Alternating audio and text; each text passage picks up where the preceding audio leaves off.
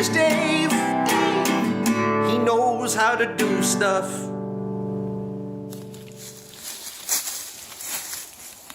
There we go. That's what we were looking for.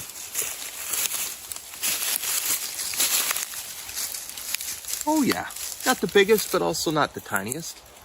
Definitely worth grabbing a couple chunks, and we'll leave some so it can grow. This is Chaga.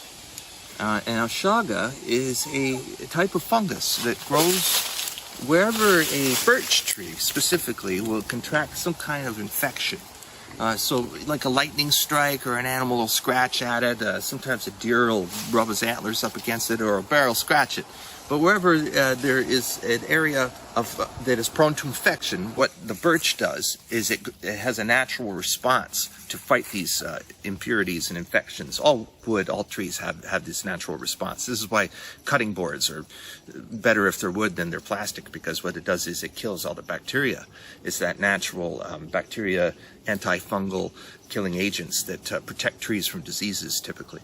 But what happens is it sends all its antibodies to the area where the fungus actually benefits from them and absorbs it and concentrates it. So this is what makes this such a precious commodity, such a precious find. All right, so now we're going to harvest some of this. Now, harvesting is another thing I'd like to talk about, because a lot of people harvest it improperly. Here, there's lots of areas I'll be able to take some and leave some so it'll grow back. But typically, sometimes it can be in areas that's just growing as one chunk, and people will grab it and just remove the whole thing, and then it's never coming back again. In that case, you want to use a saw or something like that and just take a portion of it and leave it, because it'll grow back. All right, so we're just going to grab some here. You can pull it right off even sometimes, but sometimes you got to give it a whack with a stone or a stick or something like that. Let's see if this comes off. Nope, we're going to have to give it a whack. All right, so I just got to find a heavy stick or a rock. All right, here we go. This rock ought to do it. So watch how that kind of pops off.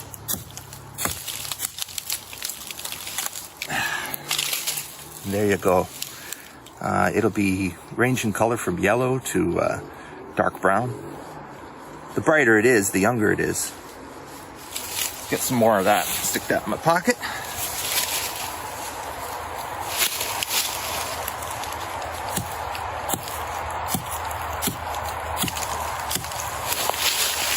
Sometimes you gotta change angles.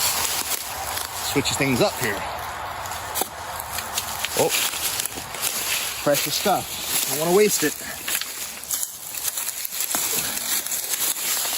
That's enough for a bat, believe it or not. We'll cook this up later tonight, and I'll show you guys how that's done.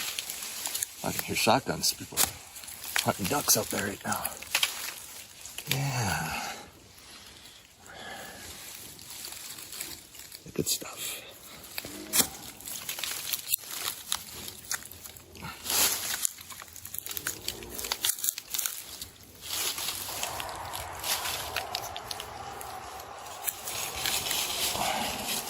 You leave a bit. I think I'll take this guy.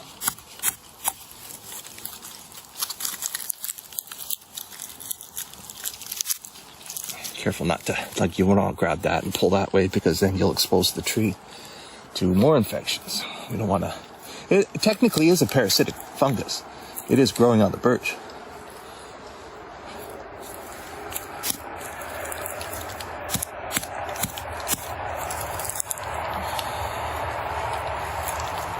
I think we're getting, this is about as much as I want to take. I think I'll leave this chunk here, so I'll take this little guy.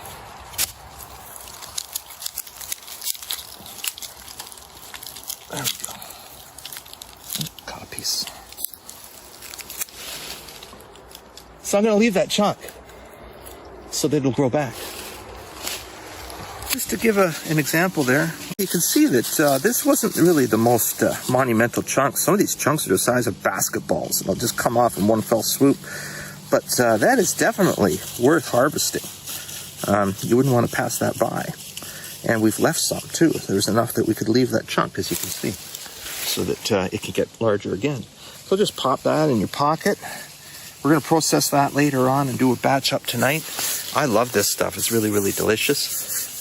pretty hard to find, especially when there are no birches around. So areas like Sudbury or something is like gangbusters. You know, it's all birch up there, so you can find lots. But down around here, around this area, which is in the Ottawa area, let's say you find 1,000 birch trees, you might find one with it. So, yeah, we got a fair amount. Definitely worth harvesting, and it adds up. So I don't trust storing stuff like this in plastic bags, because what if you have some sort of mold or other type of fungus that you don't want, and you want to ruin your good stuff. So I store it to avoid that in paper bags. And no, this wasn't brought to you by Tim Hortons, but so yeah, we're just gonna store it in there and leave it, and it'll be fine.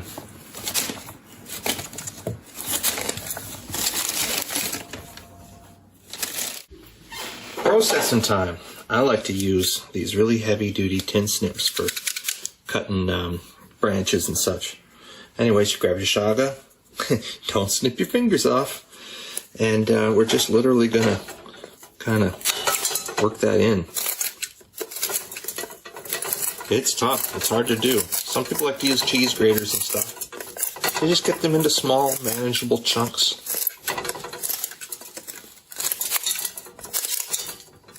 You'll find there's a bit of a grain to it. You'll have a hard time breaking it one way, but then you switch it around and all of a sudden it's easy and it's cracking and breaking apart.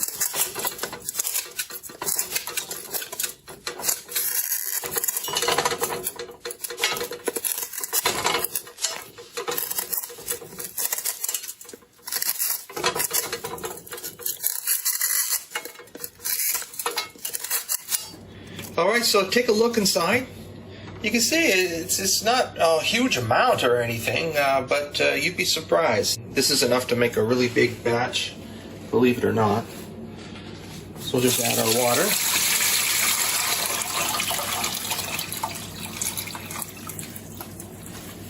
Put that element on high. Alright, so I set my timer to an hour. Reason for that is it takes about 10 or 15 minutes to come to a boil. So I'm going to turn that actually down to about there. There's two schools of thought with this Chaga. Some people like to just add it to the boiling water, like a tea bag or something like that. But if you don't boil it for the full 40 minutes, you're not going to get that cancer fighting stuff. You want it to be extracted. So I go for the gusto, and yeah, I boil her a good long time and to get all that good stuff out. I like to use a lid. Here's what it looks like before, and this is after. Never ceases to amaze me how just a few flakes, you know, of that Chaga in there can so completely stain that water, make it look really thick. So there's your proof that you don't need too much. It's boiled for about 40 minutes. And you can sip it warm, or you can even